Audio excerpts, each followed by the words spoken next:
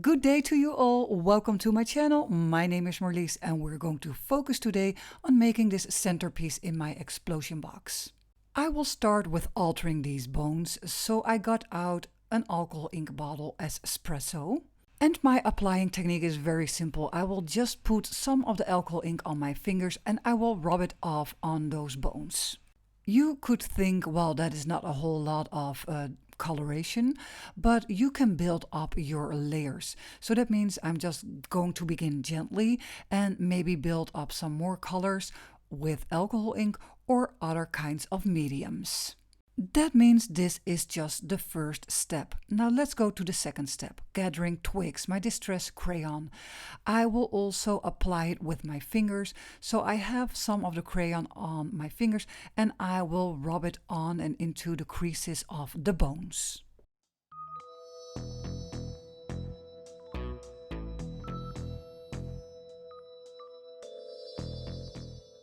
I would like to emphasize the darker areas on the bones, and I can do that by going directly onto the bones with my crayon. I want to add some roughness, so I got out my Distress Grit Paste Crypt, and I will use that on this skull. Just pick up the Crypt paste with your fingers and randomly smear it out on top, the sides and the bottom of the skull.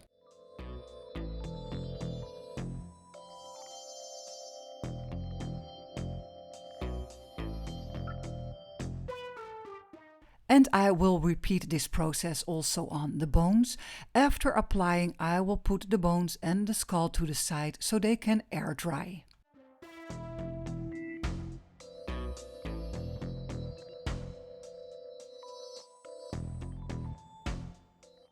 In this centerpiece I would like to use the Tim Holtz baubles, so I got out some of the tinier ones because my centerpiece is not that large. And I have some alcohol ink mushroom and the pearl smolder. I will start with the mushroom, just a couple of drops is more than enough. Yeah, well, twist and turn it around so the color will spread. Then the pearl smolder will go on top. Do the same thing and this is the result. Alcohol Ink Cranberry, that is the last pop of color that I'm going to add to the bubbles. While the bubbles are drying, I will focus on making little books. I already made these two, but I'm going to show you how I did that. So I have one of those book covers and I'm going to fold the spine first. But you can see that the cover has quite a clean look. I want to change that with my Distress Ink Vintage Photo. So I will rub on some ink on the outside and also the inside of the cover.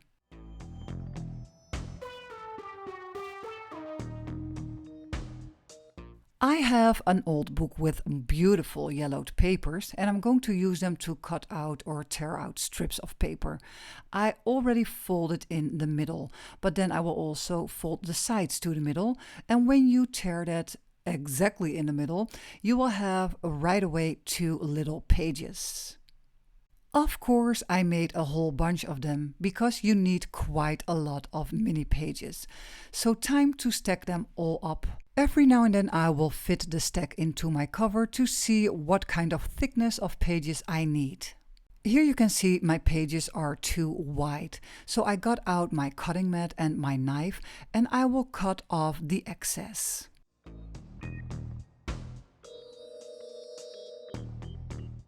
I like a rough edge on all the sides of the book, so I'm going to use my knife and scrape along all sides.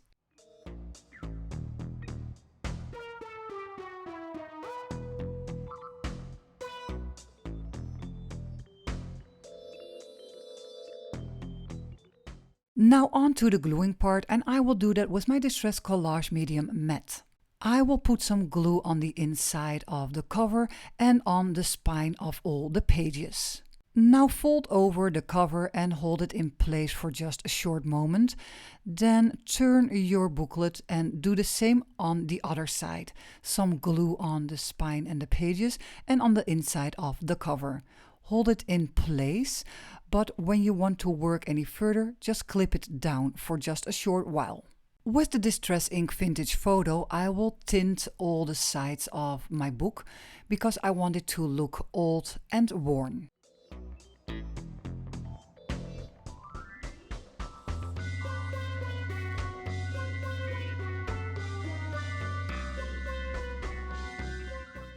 I already have two rectangle-shaped books, so I want to do something different. I'm going to cut this book in half and create two smaller books.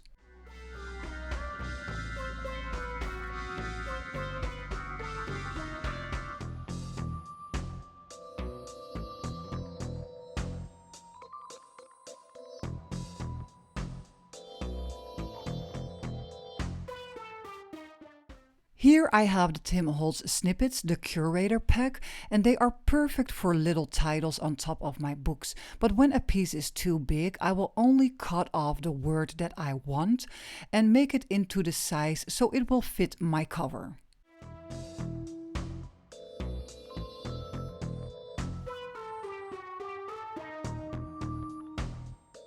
I will glue the snippets down, but before the gluing part, I already gave them a rub of brownish ink so it will match the cover of my book. And every time I make these little books, look how real they are.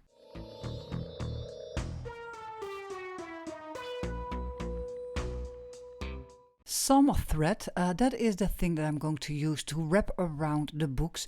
So I will wrap it around and tie it off with two knots. And I like this because it just gives a little bit of extra detail on the books.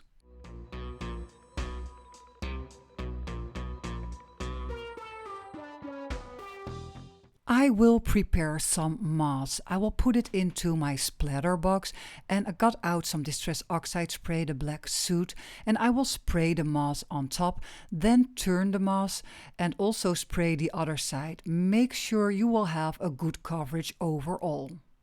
This is my setup for my centerpiece, so let's begin with the assembling. I have some pieces of gray board in different sizes and I will glue them together because I want to glue my skull on top of that so it will have a raised effect on the centerpiece.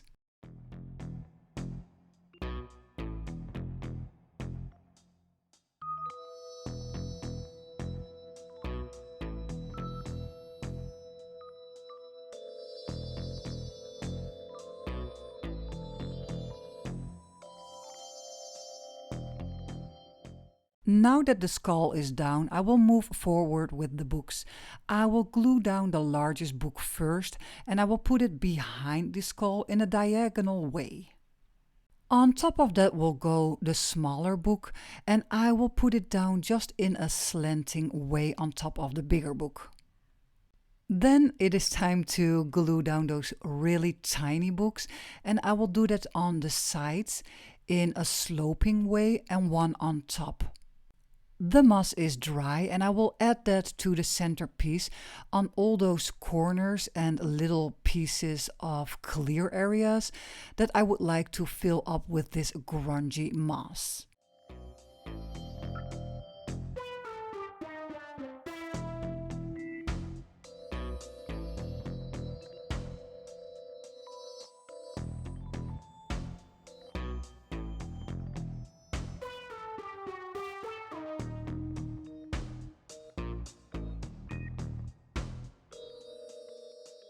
Here you can see a close-up of how nice this moss will fill up all those empty spaces.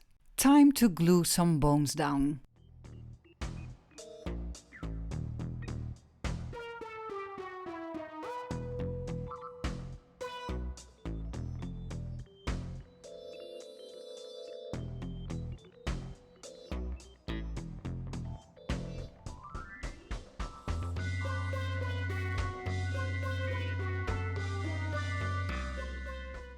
In the meantime, my baubles are dry, so they are ready to go onto the centerpiece.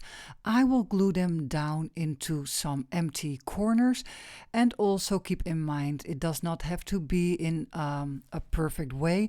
Random way will also work.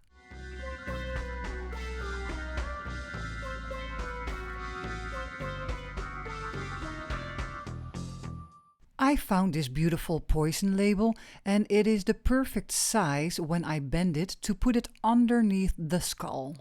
But I first want to roughen up the edges of this label and I'm doing that with my Tim Holtz paper distresser. And I would also like to make this paper matching with the rest of my project, so I will blend in some of the Distress Ink Vintage Photo, and I will do that with my blending tool. I will glue the label down with some hot glue because, well, my hot glue is already out and hot, and it is also handy because it is a fast way to adhere the label in a curved way underneath the skull. Tim Holtz Bouquet, that is what I want to add to this party. I have made, well, a little bit of a layout. I have cut off the stems of the flowers. I will place my flowers into a splatter box and I will spray them with the Distress Spray Lumberjack Plaid. Make sure to turn those flowers around and spray again, so you will have an all-over coverage of the whole flower. Now set it to the side so it can dry. The flowers are dry, so now they can be glued down. First, I made a little bit of a layout where I want those flowers to be. Then I will pick them up one by one and glue them into the right place.